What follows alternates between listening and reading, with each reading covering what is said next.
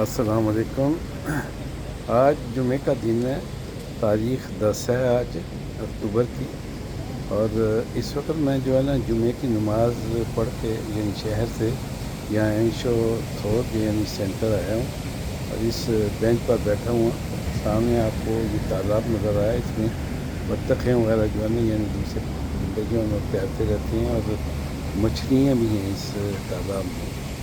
اور سامنے آپ دیکھ لیں کہ جو ہے نا یہ ٹرین اسٹیشن ہے، اور اس کے بائیں طرف آپ کو جو ہے نا سپار سپر مارکیٹ ہے، اور ساتھ ہی جو ہے نا بیکری بھی ہے۔